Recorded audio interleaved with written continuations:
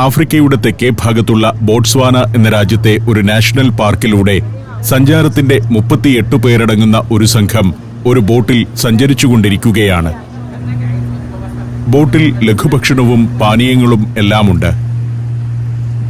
സുഖകരമായ കാലാവസ്ഥ, നല്ല ശീതളമായ അന്തരീക്ഷം. ചോബെ എന്ന നദിയാണിത്. ആ നദി സൃഷ്ടിക്കുന്ന ഒരു ഡെൽറ്റ പ്രദേശമുണ്ട് ഇവിടെ. വിശാലമായ ചതുപ്പും തുരുത്തുകളുമെല്ലാമുള്ള പ്രദേശം. നദിയിൽ നിരവധി ബോട്ടുകളുണ്ട്. ചോബെ നാഷണൽ പാർക്കിന്റെ അകത്തേക്ക് കയറുമ്പോൾ തന്നെ കാണുന്നത് നദിയിലെ തിട്ടകളിൽ മേയുന്ന ആനക്കൂട്ടങ്ങളെയാണ്. ആഫ്രിക്കൻ ആനകൾ. പല പ്രായക്കാരുണ്ട് അതിൽ, കുഞ്ഞുങ്ങൾ മുതൽ മുതിർന്നവർ വരെ. കുറെ അകലെയാണത്. ഒരു ജാഥ പോലെ അവരങ്ങനെ നടന്നു നീങ്ങുന്നു.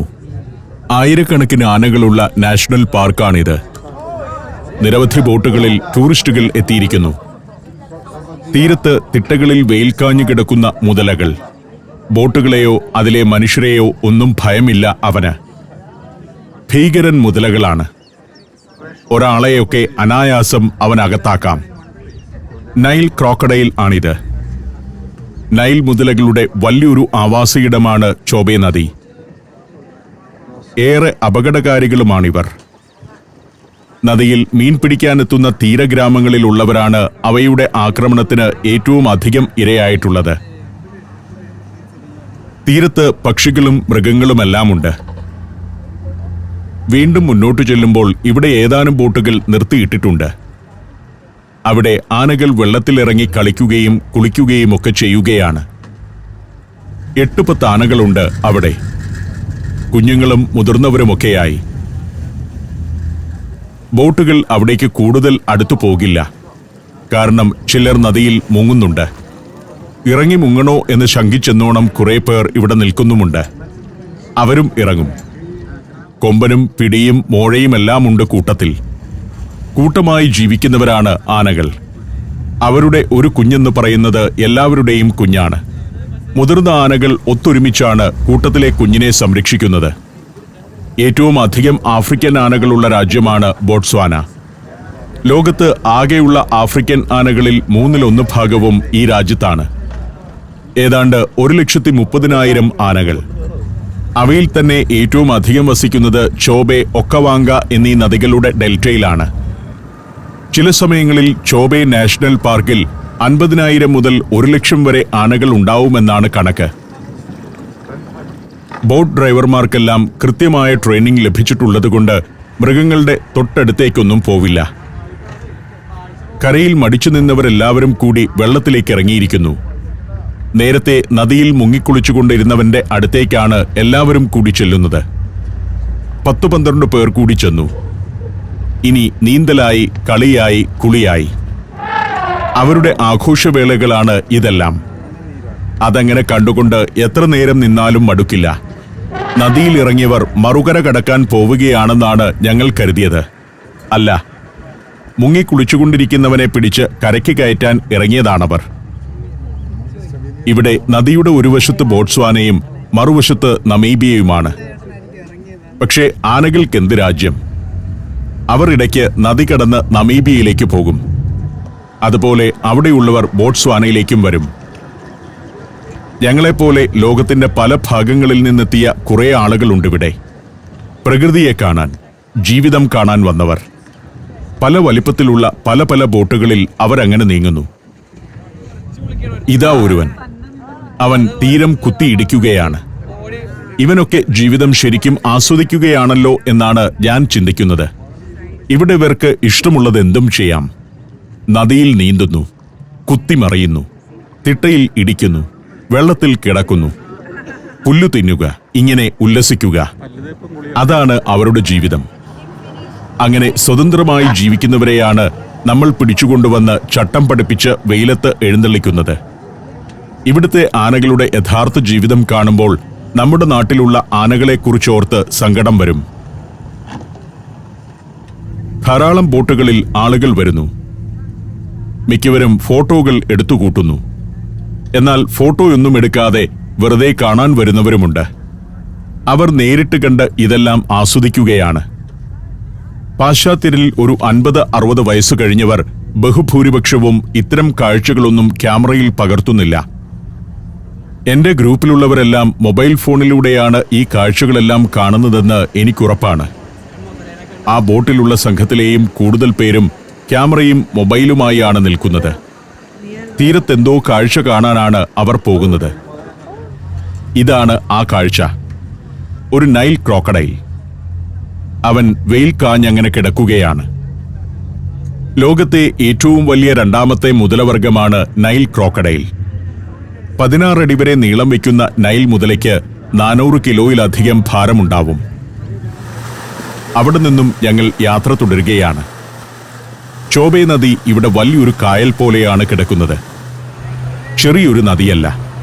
വലിയൊരു പ്രദേശത്ത് നിരവധി ദ്വീപുകളെ സൃഷ്ടിച്ചുകൊണ്ട് അത് പരന്നൊഴുകുകയാണ്. കുറേ ഭാഗത്ത് ചതുപ്പുകൾ. അതിൽ മരങ്ങളും ഉയരമേറിയ പുല്ലുമൊക്കെ വളർന്നു നിൽപ്പുണ്ട്. ആ പുല്ലാണ് ഇവിടുത്തെ വന്യമൃഗങ്ങളുടെ പ്രധാന ആഹാരം. ആന, മാൻ, ഹിപ്പോ, റൈനോ എന്നിങ്ങനെ പലതും അവിടെയുണ്ട്. പക്ഷികളുടെ വലിയൊരു ആവാസ കേന്ദ്രം കൂടിയാണ് ഇവിടം. പല ഇനങ്ങളിലുള്ള ധാരാളം പക്ഷികൾ.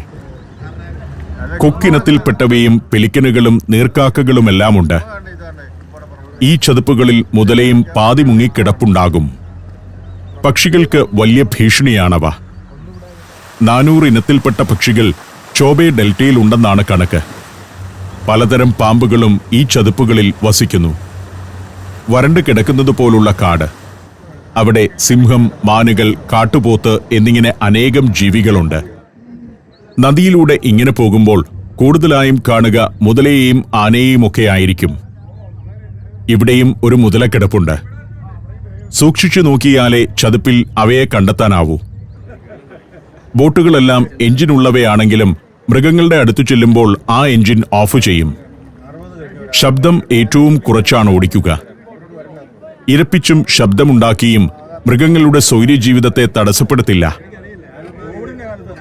ബോട്ടിൽ യാത്ര ചെയ്യുന്നവരും ശബ്ദമുണ്ടാക്കരുതെന്ന് ജീവനക്കാർ ഇടയ്ക്കിടെ ഓർമ്മിപ്പിക്കും. ഇവിടെ ഹിപ്പോകൾ വെള്ളത്തിൽ മുങ്ങിക്കിടപ്പുണ്ട്. ഞങ്ങൾ ഈ സഞ്ചരിക്കുന്ന വെള്ളത്തിനിടയിൽ ധാരാളം ജീവികളുണ്ട്. ഇടയ്ക്ക് തലപൊക്കുമ്പോഴാണ് അവർ അവിടെയുണ്ടെന്നറിയുന്നത്. മറ്റൊരു ഭാഗത്തേക്ക് ചെല്ലുമ്പോൾ കാണുന്നത് ഇവരെയാണ്. വ്യത്യസ്ത തരം കുരങ്ങുകളുടെ വലിയൊരു ആവാസയിടമാണ് ചോബെ നാഷണൽ പാർക്ക്. അതിൽ ചക്മ ബബൂൺ എന്ന ഇനമാണിത്. വാനരന്മാരിലെ സാമാന്യം വലിപ്പമേറിയ ഇനം. അതിനുമപ്പുറം മാനുകളുമുണ്ട്. കേരളത്തിൽ നിന്നും ചെല്ലുന്നവർക്ക് ബബൂണൊന്നും വലിയ കാഴ്ചയാണെന്ന് തോന്നുന്നില്ല. പക്ഷേ മറ്റു നാട്ടുകാർക്ക് ഇതും കൗതുകമുള്ള കാഴ്ചയാണ്. ഇംബാല ഇനത്തിൽപ്പെട്ട മാനുകളാണ് നദീതീരത്ത് മേഞ്ഞു നടക്കുന്നത്. തീരത്തുകൂടി വാഹനങ്ങളിൽ സഫാരിക്കെത്തിയിരിക്കുന്ന ആളുകളെയും കാണുന്നുണ്ട്. അത്തരത്തിൽ തീരത്തുകൂടി ഒരു സഫാരിക്ക് പോകുന്നുണ്ട് നാളെ ഞങ്ങൾ. ബബൂണുകളെ കാണാനും ഫോട്ടോ എടുക്കാനും ഏതാനും ബോട്ടുകൾ തീരത്തേക്ക് അടുപ്പിക്കുന്നു. ആഫ്രിക്കയിൽ പക്ഷിമൃഗ വൈവിധ്യത്തിന്റെ വലിയൊരു പ്രദേശമാണ് ചോബെ നാഷണൽ പാർക്ക്. ആനകൾ, ആഫ്രിക്കൻ ബഫലോ, സീബ്ര, ഹിപ്പോ, വിവിധതരം മാനുകൾ, കറുത്ത ജടയുള്ള സിംഹങ്ങൾ, പുലി, കാട്ടുനായ്ക്കൾ, ചീറ്റകൾ എന്നിങ്ങനെ നിരവധിയായ മൃഗങ്ങൾ. മാൻവർഗത്തിൽപ്പെട്ട കുറെ പേർ ഇവിടെയുണ്ട്. ചതുപ്പിൽ സമൃദ്ധിയായി വളരുന്ന പുല്ല് തിന്ന് അവരങ്ങനെ കഴിയുന്നു. നദിയിൽ ഇങ്ങനെ പല തിട്ടകൾ രൂപപ്പെട്ടിട്ടുണ്ട്. അതിനെയൊക്കെ ചുറ്റി നമുക്ക് യാത്ര ചെയ്യാം. ഇങ്ങനെ 2 നിലയുള്ള ബോട്ടുകളും നദിയിൽ ധാരാളം. അതിലൊക്കെ മുകളിലും താഴെയുമിരുന്ന് ടൂറിസ്റ്റുകൾ കാഴ്ചകൾ കണ്ടങ്ങനെ രസിച്ചു നീങ്ങുന്നു. ഡബിൾ ഹള്ളുള്ള ബോട്ടാണ്. നല്ല ഉയരമുള്ള ആകെ തുറന്ന ഒരു ബോട്ട്. ഇവിടെ ഒരു തുരുത്തിൽ കാട്ടുപോത്തിന്റെ കൂട്ടമാണ് കാഴ്ച. കേപ്പ് ബഫലോ എന്ന ഇനമാണിത്. ആയിരക്കണക്കിന് കാട്ടുപോത്തുകളുണ്ട് ഇവിടെ. തിട്ടയിൽ പുൽക്കൂട്ടത്തിനുള്ളിലാണ് അവർ കൂടുതലായും ഉണ്ടാവുക. അതുപോലെയാണ് പക്ഷികളും. കൊക്കിനത്തിൽപ്പെട്ട നിരവധി പക്ഷികളെ ഇവിടെ കാണാം. ദേശാടന പക്ഷികളും ഇവിടെ എത്താറുണ്ട്.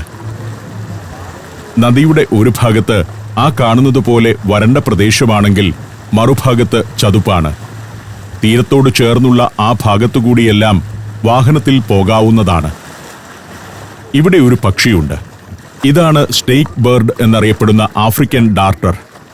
പാമ്പിനെപ്പോലുള്ള നീളൻ കഴുത്താണ് അവന് സ്നേക്ക് ബേർഡ് എന്ന പേര് സമ്മാനിച്ചത്. ഈ എപ്പിസോഡുകളിൽ കാണുന്ന ആഫ്രിക്കൻ നാടുകളിലൂടെയുള്ള സഞ്ചാരത്തിന്റെ അടുത്ത ടൂറിൽ പങ്കെടുക്കാൻ നിങ്ങൾ ആഗ്രഹിക്കുന്നുവെങ്കിൽ ഇപ്പോൾ തന്നെ ബുക്ക് ചെയ്യുക. Phone 7591966600. Djibouti, Fiji, Lebanon, Ethiopia, Armenia. സഞ്ചാരം വോളിയം നമ്പർ 17. ഫുൾ HD-യിലുള്ള ഈ അപൂർവ ദൃശ്യയാത്രാ വിവരണ ശേഖരം സ്വന്തമാക്കാൻ സഞ്ചാരം എന്ന് SMS ചെയ്യൂ. ഫോൺ 9995 444 222. കുറച്ചുകൂടി മുന്നോട്ട് ചെല്ലുമ്പോൾ അവിടെ കുറെ ബോട്ടുകൾ ഒന്നിച്ചു കൂടിയിരിക്കുന്നത് കാണാം. അവിടെ വന്യമൃഗങ്ങളുടെ എന്തോ വിശേഷപ്പെട്ട കാഴ്ചയുണ്ടെന്നാണ് അതിനർത്ഥം. 10-20 ബോട്ടുകൾ ഒത്തുകൂടിയിട്ടുണ്ട്. അവിടെ കുറെ ആനകളുണ്ട്. അവർ വെള്ളത്തിലിറങ്ങി നിൽക്കുകയാണ്. ഞങ്ങളും അങ്ങോട്ട് ചെന്നു. പല പ്രായത്തിലുള്ള ആനകളുടെ ഒരു സംഘമാണ് അവിടെയുള്ളത്. നദിയിൽ ഈ ബോട്ടുകൾ സ്ഥിരമായി കാണുന്നത് കൊണ്ടാവാം ആനകൾക്ക് പരിഭ്രമമൊന്നുമില്ല. ഈ നേരമായപ്പോഴേക്കും ആനകളെ കണ്ടു മടുത്തു എന്ന് പറയാം. അവർ നീരാട്ട് കഴിഞ്ഞ് കയറിപ്പോവുകയാണ്. കുറെ പേർ മുന്നിൽ പോകുന്നുമുണ്ട്. സഫാരി വാഹനങ്ങൾ അവയെ കാണാൻ നിൽക്കുന്നു. ആനകൾ ഒരു ജാഥ പോലെ കുന്നിൻ ചെരുവിലേക്ക് കയറിപ്പോകുന്നു. കുളിക്കഴിഞ്ഞ് ദേഹത്ത് പൊടി വാരി വിതറിയാണ് പോകുന്നത്. അവിടവും പിന്നിട്ട് ഞങ്ങളുടെ ബോട്ട് യാത്ര തുടർന്നു. ഈ നദിയിൽ ഇങ്ങനെയൊരു ബോട്ട് യാത്ര നടത്തിയാൽ നമ്മൾ വന്യമൃഗങ്ങളെ കണ്ടുമടുക്കും. പക്ഷേ ചീറ്റ, സിംഹം തുടങ്ങിയവയൊന്നും ഇങ്ങനെ വെള്ളത്തിലൂടെ പോകുമ്പോൾ കണ്ടെന്നു വരില്ല. എങ്കിലും മറ്റു നിരവധി മൃഗങ്ങളെ കാണാം. കുറെ പക്ഷികൾ പറന്നു പോകുന്ന ഒരു ഭാഗത്തെത്തുമ്പോൾ ഇങ്ങനെയൊരാൾ ഇവിടെയുണ്ട്. ഒരു ഹിപ്പോ പശുവിനെ പോലെ പുല്ലു തിന്നുകയാണ്. സാധാരണയായി ഹിപ്പോകൾ വെള്ളത്തിലാണ് കൂടുതൽ സമയവും കിടക്കുക. കരയ്ക്ക് കയറി ഇങ്ങനെ പുല്ല് തിന്നുന്നത് അപൂർവമായേ കാണാറുള്ളൂ. കാരണം പകൽ മുഴുവൻ വെള്ളത്തിൽ മുങ്ങിക്കിടക്കുന്ന ഇവ രാത്രിയിലാണ് കരയ്ക്ക് കയറാറുള്ളത്. ആയിരക്കണക്കിന് ഹിപ്പോകളുണ്ട് ചോബെ നാഷണൽ പാർക്കിൽ. നദിയിലും ചതുപ്പുകളിലും അവയങ്ങനെ മുങ്ങിക്കിടന്ന് ജീവിക്കുന്നു. സഞ്ചാരം സംഘത്തിലെ ഷിബു മാമൻ ഫോട്ടോകൾ എടുത്തുകൂട്ടുന്നു. ഫോട്ടോഗ്രാഫർമാർക്കെല്ലാം നല്ല വിരുന്നാണ് തീരങ്ങളിൽ. ഇങ്ങനെയുള്ള ചെറുബോട്ടുകളും ധാരാളമുണ്ട്. അതിലൊക്കെയുള്ള മിക്കവാറും ആളുകളും നല്ല ക്യാമറയുമൊക്കെയായാണ് വന്നിരിക്കുന്നത്. ഏത് ഗ്രൂപ്പിലും 2-3 പ്രൊഫഷണൽ ഫോട്ടോഗ്രാഫർമാർ ഉണ്ടാവും. അലൂമിനിയം ബോട്ടുകളാണ്. വളരെ സൗകര്യപ്രദമാണത്. പെട്ടെന്ന് വെള്ളത്തിലൂടെ തെന്നി നീങ്ങും. ടൂറിസ്റ്റുകളുടെ ഇത്തരം ചെറിയ ഗ്രൂപ്പുകളാണ് കൂടുതലും. നമ്മുടേതുപോലെ 38-40 ആളുകളുള്ള സംഘങ്ങൾ വളരെ കുറവാണ്. വീണ്ടും കുറേ ദൂരം പോയി വലിയൊരു ആനക്കൂട്ടത്തിനടുത്തേക്കാണ് ചെല്ലുന്നത്. ചോബെ നാഷണൽ പാർക്കിലെ ആനകളുടെ സമ്മേളനം നടക്കുകയാണെന്ന് തോന്നും. പല വലിപ്പത്തിലും പ്രായത്തിലുമുള്ളവ. ചോബെ നാഷണൽ പാർക്കിൽ ചെന്നാൽ ആഫ്രിക്കൻ ആനകളെ കണ്ട് നമ്മൾ മടുക്കും. അത്രയേറെ ആനകളാണ്. 100ഓളം ആനകളുടെ ഒരു കൂട്ടമാണ് ഇവിടെയുള്ളത്. ചില ബോട്ടുകൾ കരയോട് വളരെ അടുത്ത് ചെന്നിട്ടുണ്ട്. ബോട്ടിലുള്ളവരെ ഉപദ്രവിക്കുമോ എന്ന് നമുക്ക് തോന്നിപ്പോകുന്ന മട്ടിൽ ഒരു കൊമ്പൻ അടുത്തു വന്നു.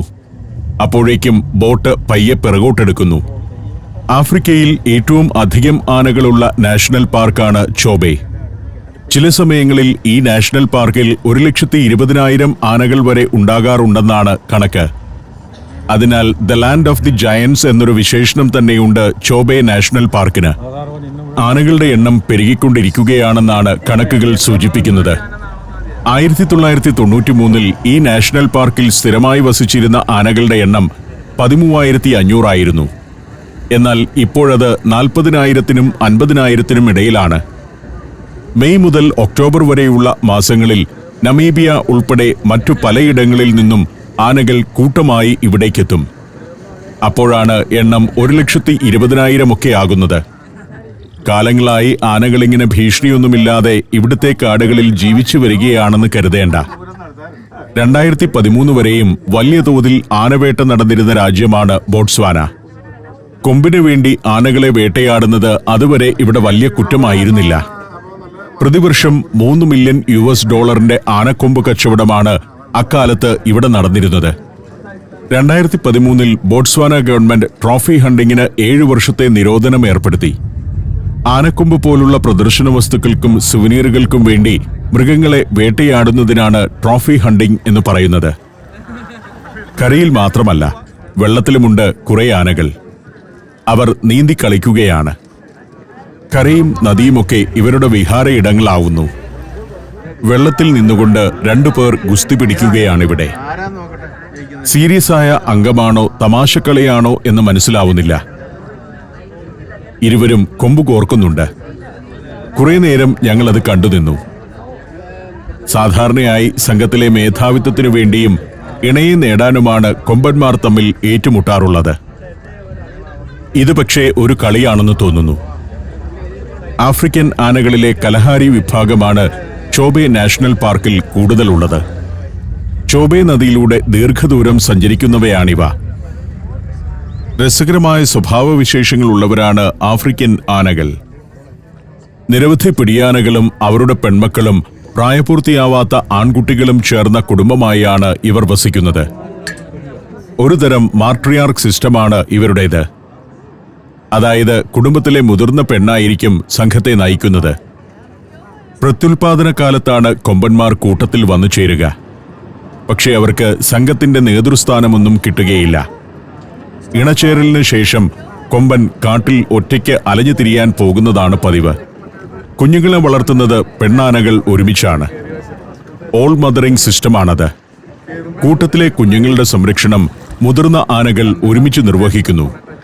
മനുഷ്യന് കേൾക്കാനാവാത്ത ചില ശബ്ദവീചികൾ ഉപയോഗിച്ച് പരസ്പരം ആശയവിനിമയം നടത്തുന്നവരാണിവർ.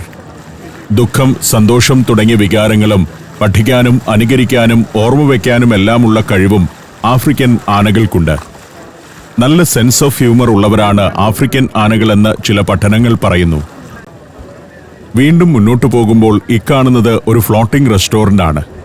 ബെഡ്റൂമും റെസ്റ്റോറന്റുമെല്ലാം ചേർന്ന ഒരു ബോട്ട്. വേറൊരു ഭാഗത്തെത്തുമ്പോൾ ഇവിടെയുമുണ്ട് 8-10 ആനകളുടെ ഒരു കൂട്ടം. അവർ വെള്ളത്തിൽ നിന്ന് കയറുകയാണോ അതോ ഇറങ്ങാൻ കാത്തു നിൽക്കുകയാണോ എന്ന് മനസ്സിലാവുന്നില്ല. ഇവരെ കണ്ടിട്ട് കൊമ്പന്മാരുടെ കൂട്ടമാണെന്ന് കരുതേണ്ട. നമ്മുടെ നാട്ടിലേതുപോലെയല്ല. ഇവിടെ പിടിയാനകൾക്കും കൊമ്പുണ്ട്. ഏഷ്യൻ ആനകൾക്കില്ലാത്ത സവിശേഷതയാണത്. ആഫ്രിക്കൻ ആനകളിൽ ആണുങ്ങളുടെ കൊമ്പിന് അല്പം നീളക്കൂടുതൽ ഉണ്ടാവുമെന്ന് മാത്രം. ഭക്ഷണം ശേഖരിക്കാനും മണ്ണുകുഴിക്കാനും പ്രതിരോധത്തിനും ഇണചേരലിനും മുന്നോടിയായുള്ള ചില ആചാരങ്ങൾക്കുമെല്ലാം ഇവർ കൊമ്പ് ഉപയോഗിക്കുന്നു. ഭൂമിയിലെ ഏറ്റവും വലിയ മൃഗമാണല്ലോ ആഫ്രിക്കൻ ആന. അവരുടെ തലച്ചോറും വലുതാണ്. 5 കിലോ വരെ തൂക്കമുണ്ടാവും തലച്ചോറിന്. അതുകൊണ്ട് തന്നെ വലിയ ബുദ്ധിശക്തിക്ക് ഉടമകളാണിവർ. ധാരാളം പുല്ലും ശുദ്ധജലവും ലഭിക്കുന്ന പ്രദേശമായതുകൊണ്ടാണ് ചോബെ നാഷണൽ പാർക്കിൽ ഇത്രയേറെ ആനകളുള്ളത്. നദീതീരം സമതല പ്രദേശമാണ്. അധികം വൃക്ഷങ്ങളില്ലാത്ത സമതലമാണ് കലഹാരി ആനകൾക്കിഷ്ടം. മരുഭൂസമാനമായ പ്രദേശത്ത് വസിച്ച പാരമ്പര്യമുള്ളതുകൊണ്ടുകൂടിയാണത്. ഒരുവൻ നടക്കണോ കിടക്കണോ എന്ന ചിന്തയിലാണ്. ഇങ്ങനെയുള്ള ഇവരുടെ രീതികൾ കണ്ടു നിൽക്കുന്നത് തന്നെ രസമാണ്. അതൊക്കെ പശ്ചാത്തലമാക്കി സംഘത്തിലുള്ളവർ ഫോട്ടോ എടുക്കുന്നുണ്ട്. ഇത്രയും സ്വതന്ത്രമായൊരു ജീവിതത്തിൽ നിന്നും ഉത്സവപ്പറമ്പിലും തടിപിടിക്കാനുമൊക്കെ ഉപയോഗിക്കുന്ന ആനകളുടെ ജീവിതം എത്ര ദുരിതമയമായിരിക്കും. ടൂറിസ്റ്റുകളുടെ സംഘങ്ങൾ വന്നുകൊണ്ടേയിരിക്കുന്നു. വീതിയുള്ള ചെവിയും വീശി ആനകൾ നിരന്നു നിൽക്കുന്നു. അവരെ പിന്നിട്ട് അവിടെ നിന്നും ഞങ്ങൾ യാത്ര തുടർന്നു. എടുത്തുകൂട്ടിയ ഫോട്ടോകൾ ആസ്വദിക്കുന്നു ഇവിടെ കുറച്ചുപേർ. അതിവിശാലമായ ഒരു പ്രദേശമാണ് ചോബെ നദിയുടെ ഡെൽറ്റ. കുറച്ചുകൂടി മുന്നോട്ടു പോയാണ് ചോബെ നദി സാംബസി നദിയുമായി ഒന്നുചേരുക. ഇത്തരത്തിൽ രസകരമായ രൂപമുള്ള ബോട്ടുകളുമുണ്ട് നദിയിൽ. Double ഹള്ളുള്ള boat. തിരമാലകളില്ലാത്തതിനാൽ മെലിഞ്ഞ് 2 നിലയുള്ള ബോട്ടും ഇവിടെ സുരക്ഷിതമാണ്. 2 നിലകളിലും ഇരുന്ന് ചുറ്റിലുമുള്ള കാഴ്ചകൾ കാണാം. വീണ്ടും ആനകളുടെ കാഴ്ചയാണ്. ആനകൾ കുത്തി മണ്ണിളക്കിയിട്ടിരിക്കുന്ന തിട്ടകൾ. ശരിക്കും നദിയിലെ ഒരു ദ്വീപാണിത്. ഈ തിട്ടയ്ക്കും അപ്പുറമുള്ള കുന്നിനുമിടയിലൂടെ നദിയുടെ ഒരു പിളർപ്പ് ഒഴുകുന്നുണ്ട്. ആനക്കൂട്ടങ്ങളെ കണ്ട് എല്ലാവരും മടുത്ത അവസ്ഥയിലായി. അത്രയേറെ ആനകളുണ്ട്. ആനയില്ലാത്ത നാട്ടിൽ നിന്ന് വരുന്ന സായിപ്പുമാർക്ക് ഈ കാഴ്ചകളെല്ലാം വലിയ കൗതുകമായിരിക്കും. യൂറോപ്പിൽ നിന്നും അമേരിക്കയിൽ നിന്നുമെല്ലാം വരുന്നവർ ഈ വന്യമൃഗം ബാഹുല്യം കണ്ട് അമ്പരന്നു പോകും. ഞങ്ങളും കാഴ്ചകളെല്ലാം ആസ്വദിക്കുകയാണ്. ലഘുഭക്ഷണം കഴിച്ചും ചില പാനീയങ്ങൾ കുടിച്ചും കാറ്റുകൊണ്ടും കാഴ്ച കണ്ടങ്ങനെ ഇരിക്കുന്നു. ഇടയ്ക്ക് ഹിപ്പോകൾ നദിപ്പരപ്പിലേക്ക് പൊന്തി വന്ന് വെള്ളം ചീറ്റിക്കും. ഇത് ഹിപ്പോകളുടെ ഒരു പ്രദേശമാണ്. ഒരു മുങ്ങൽ വിദഗ്ധൻ ഇടയ്ക്കിടെ പൊങ്ങിവരും. സൂര്യൻ ചാഞ്ഞു തുടങ്ങുന്നു. തീരത്ത് അതിമനോഹരമായ കാഴ്ചകൾ. നല്ല തണുത്ത കാറ്റ്, നല്ല വെളിച്ചം, പുൽപ്പരപ്പിൽ മേയുന്ന ആനകൾ, ശുദ്ധമായ അന്തരീക്ഷം. ആസ്വാദികരമായ ഒരു സായന്തനം തന്നെയായി ഞങ്ങൾക്കിത്. പക്ഷികൾ കൂടണയാൻ പറക്കുമ്പോഴും ഞങ്ങൾ സഞ്ചാരം തുടർന്നു.